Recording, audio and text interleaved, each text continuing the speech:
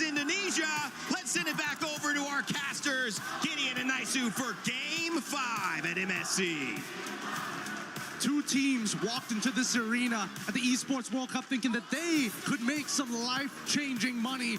Now they put it all on the line as both teams have pushed it to match point. A single mistake, a single good play could be the difference between a lot of cash here. But now let's jump right into this game as the Land of Dawn has already blessed us with a beautiful series. And even this draft, Gideon, for Game 5 brings us, I feel like, back to the fundamentals, you know, for the most part. Even if you look at Aurora Gaming lineup, our panel talked about it. There's no more things surprising yourself in the draft. It's pretty standard. There's only so much that the coaching staff can do. It comes down to that execution. Onic on the same foot. Pick up some of their best heroes across the lanes here. Again, to see potentially KAIRI on this FANNY and Kelra having the Harith here, there's something that can be said for the movements, the way they move around the map alone can set things in pace. Let's set the stage here, because so far, Aurora, you can tell, that top side is definitely going to be their strong side. Lunar playing a much better game this time around, not having to deal with the Esmeralda, but against the Barats, it's going to be a lot easier to kind of outmaneuver and control this lane better, especially since it's a no-go lane. Nobody's going to die here. There's nothing to worry about. But on the bottom side is where it gets interesting. And I was wondering in the draft whether or not, you know, this Cho was going to be the difference maker. Yeah. Both sides had to take Purify in this case, so it's a general neutral lane. But knowing Sigibum, he's played this matchup against the Harith many, many times before in the previous year. We can see this pressure already on these green camps of KAIRI. Pago takes some shots here. Quarter of the health, he's going to have to get on out of there. This is one of the difficult things for Pago to deal with. You know, when asked the question, who's the best target for those kicks? Who's the best person to go for? And it's honestly, it's KAIRI, but as mobile as a FANNY is, that's a tough task to take here. First turtle up for grabs. Onyx going to start it up. Lunar kind of gives that information, but TNZ's not anywhere near it. So first objective, turtle, going on it. They're just uninterested. There's just no reason to fight for it as of right now. Not until they have that kick to start developing a dedicated lead. And Onic recognized this, right? Sans immediately takes away the dragon on their side in case they could find a moment to snowball this even further. The mid duos have been doing really, really well and have adapted a lot throughout the matches. Now they're going to go down towards their insurance policy. Kelra getting a really good freeze here onto Sigibum. And this is where it starts to get dangerous, right? If Sigibum unfortunately uses his BMI too early, there's a chance he gets run down by Kelra with his Zaman Force. It's almost to be on the other side. Loopy using the flicker. Daytona's welcome into the wall. There's a follow through. Nice kick from Sans into the turret. First blood for KAIRI. They find two. Now they're looking for a third. Luna trying to get away here. He's got a sliver of health. Jump back in. There's the counter punch. Taking out KAIRI and Pagu. With the G Kundo, will be able to get away. No follow-through damage. It's a trade, the 2 for 2. God, that was hot. Pagu, what a, wow. Let's look at this one more time, because again, the play coming in from Sans was good, right? He flickers on over to guarantee the kick to the right side, but that third hit of G Kundo, breaking it up at just the right time, allowing Lunar to survive this, and also using his Purify. He probably should have used it slightly earlier, but it doesn't matter. He got the damage off of his shield, and even for Onyx side, they don't mind this trade at the end of the day. So what if Lunar gets it? We'll eventually be able to deal with it later down the line. So for now, those who found the kills have the money to go even further. TNZ and as well as KAIRI dead even right now, but only a slight lead, 1 level lead for TNZ. I wonder how many times Sans will try to replicate that, you know, take the kick, take that way the dragon from Pagu, utilize the kick himself, or does he take something else? You know, between Rose's ultimate, that Thundering Wrath can be beneficial too. So Sans will have his work cut out from him, but like we just saw, pretty good here. Skypiercer now picked up for TNZ, the second turtle coming through. All right, TNZ has to play for cleanup here. They can initiate, walk back, wait for a little bit, and then clean up later. KAIRI, he's got the Heptaseas already ready to go, and he wants to make sure that when he gets on top of a target, that target dies straight away. So now you can see that at least from between Onic and as well as Aurora, they're constantly trading. They're constantly trading the HP. Okay, again, Way the Dragon held on by Sans. There's the Daytona's welcome. You know, right on the mark. KAIRI coming through. Concentration already going to be used. Quarter the health on the turtle. TNZ will secure it. Fight breaks out. Blazing duet, not enough. Keyboy will fall, and then another trade. Kelra has some space to work with. A whole lot of battle spells used up as well. And TNZ will get away with the iframes here on that Hirara. He's dancing around here. Kelra playing a dangerous game. You can tell by that positioning. Unfortunately, the Zaman Force might not be enough there. Onic now trying to set something up. They want to see Sigaboom, but they don't notice him just yet. He's hiding in the bush, and the denial of information has caused Onic to give up on the dive. Okay, they're going to get forced out of there. They wanted to make a play, but luckily Sigaboom has that protection. Pagu, there's the kick right on cue. Purify's still available. Now it's popped. KAIRI joined the fight, swinging on through, gets stunned, Thunder and Wrath down. Pagu trying to get away, burns the flicker. He will survive. Neither team falling in the exchange bottom. You can tell how antsy both sides are. Sigaboom luckily doesn't get his recall canceled, but that will mean that bottom tier 1 is under threat. They are willing to trade topside, but at least from KAIRI's POV, easily is able to dodge out of the right ability. Sans, does he get the turret? Oh, it's almost. One auto attack. It's as good as gone. Yeah. Take a little bit longer to take that one down, but pretty much Onyx just trying to find what they can across the map here. It's really neck and neck in Game 5 so far, Gideon. Again, this is exactly how you want this series to pan out here. Neither team really pulling the switch just yet. Pedal to the metal, but right now it's going to be a tier 1 that falls on our side. Whoa, already some pressure there. Rosa burning the flicker to survive. Actually, Sans burning his flicker, and now trying to secure that purple buff. They do just that. Pagu forcing himself out of side of the jungle. So this is just a battle for buffs and just tier 1s. And you know that Hirara generally has a bit of an advantage in these moments, especially with slight leads on their sides. Best part yet, the iframes, making it even harder, especially since you can control the timing of when you decide to drop down that fallen maple. In the meantime, though, as we can see Aurora alongside with Onic contesting for the space at this point. The main contention is having control over this mid lane. If we see TNZ make a mistake here, luckily he doesn't walk into the lane, goes for the Lethal Wanderer instead and let Sigaboom actually absorb this wave. Onic miss out that opportunity. Okay, waiting patiently here too. Last turtle of the game. 1 for 1 across both sides for this objective. Onic will play it a little bit slow.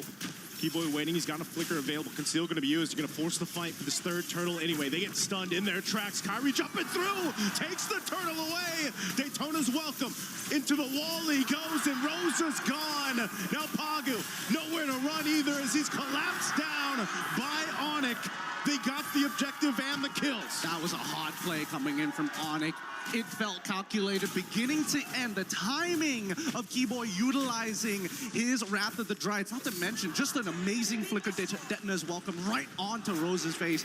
Nothing they could do at that point. They reached, they grabbed, and they caught the ball out of the air from Aurora. Let's look at this replay one more time, because as KAIRI makes this play, it catches afterwards, but it catches just enough. With Rosa already down and TNZ having no combo points to actually go into his iframes, literally nothing you could do there.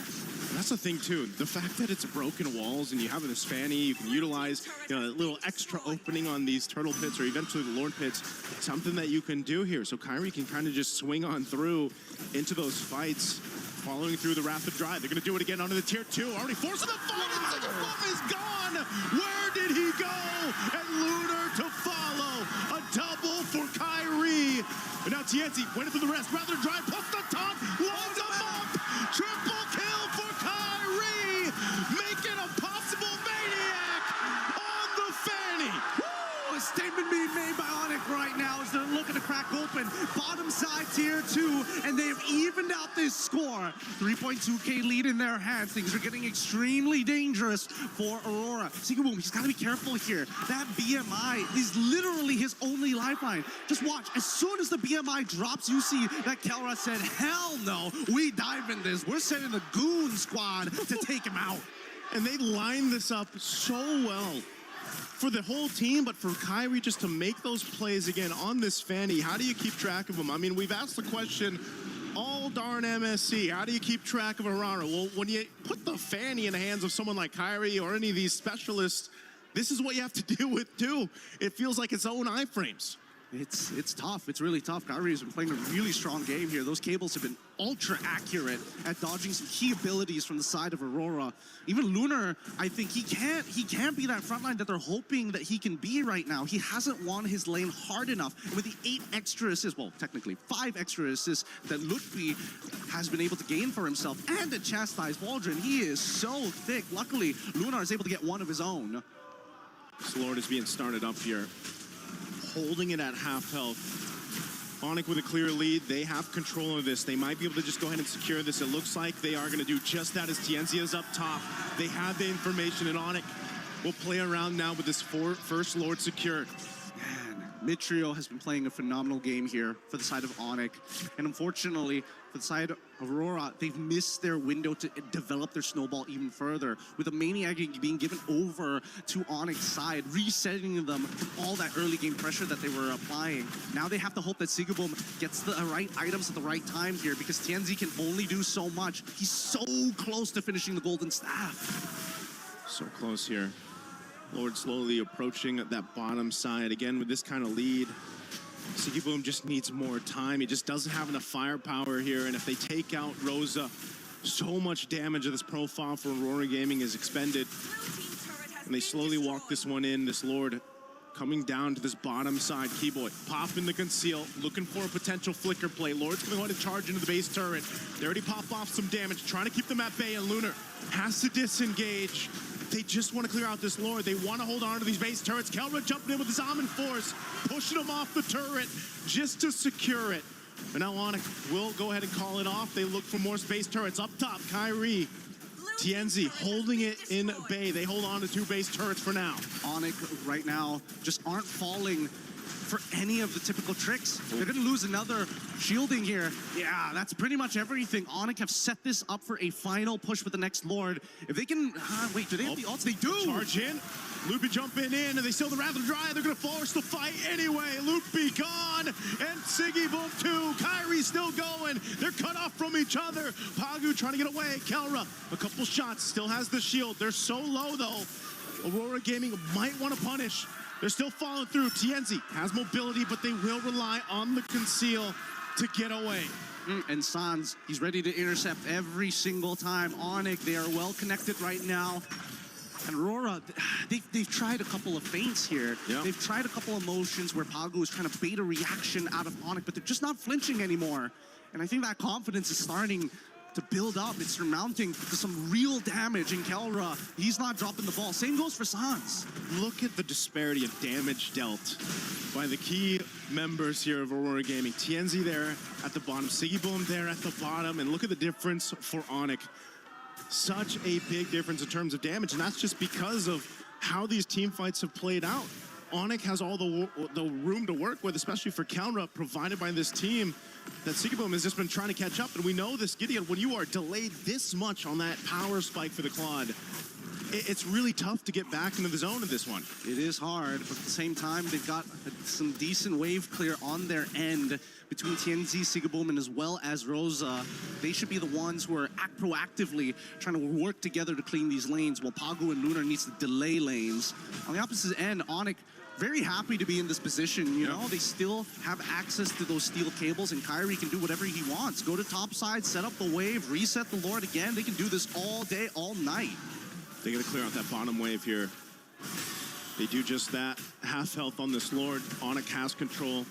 Looking to see if they can bait something from Aurora Gaming. Doesn't happen, so objective secured. We'll have to see Aurora Gaming's lineup if they can defend once again. Already losing 1 base turn on last push. They maintain 2. Are they in a position to withstand another push in? Aurora decided not to. So now that they decided to, you know what? We're going to let the Galore come in. There's a pretty good chance that they lose all their inhibitor turrets. And that's a dangerous decision to make, because all of this is so that they can get to the 42K mark where they have an option to maybe try and get a good team fight down to turn the tides. But I don't know how they're going to get neutral objectives. And until we see a full wipeout on Onyx's end, I don't think Aurora necessarily can push through just yet. Keyboy walking in on that bottom side here. Lord already in the base. Still has a flicker available. The Lord's actually going to go down very quickly from Aurora Gaming, so they maintain it. They still have some waves pushing in.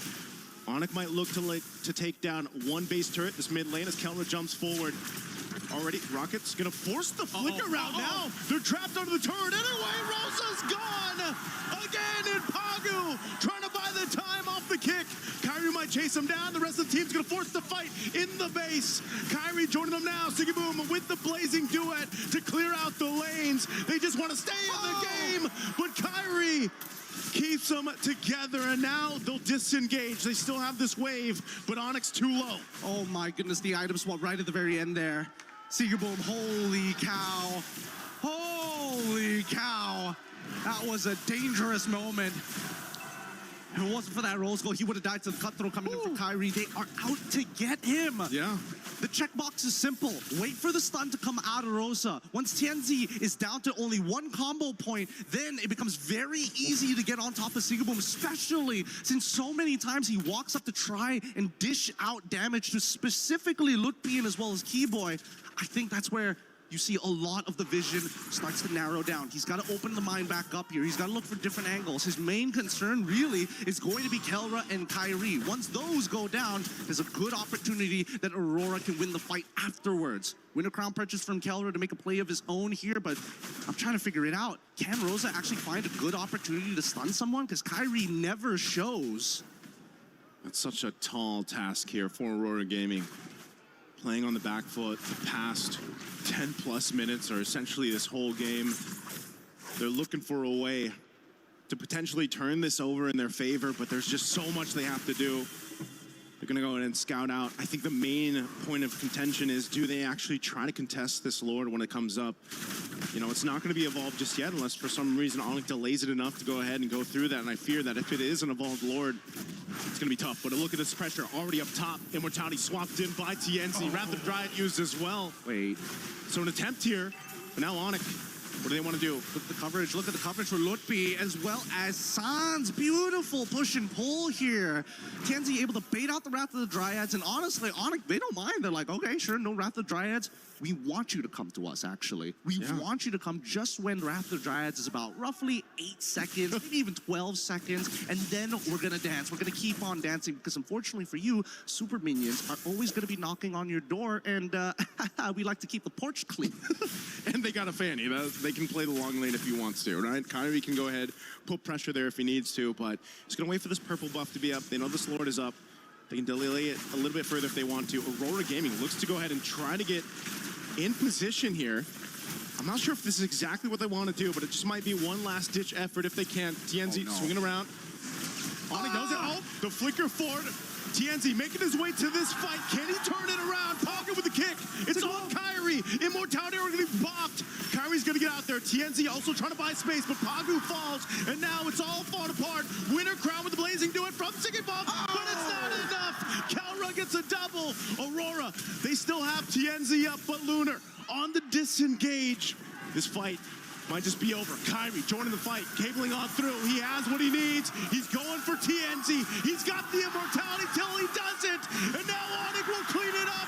And Lunar can't do anything. Onic will move on forward with the hope of Indonesia as they douse out the lights of Aurora Gaming. One hell of a game. And Onic, no disappointed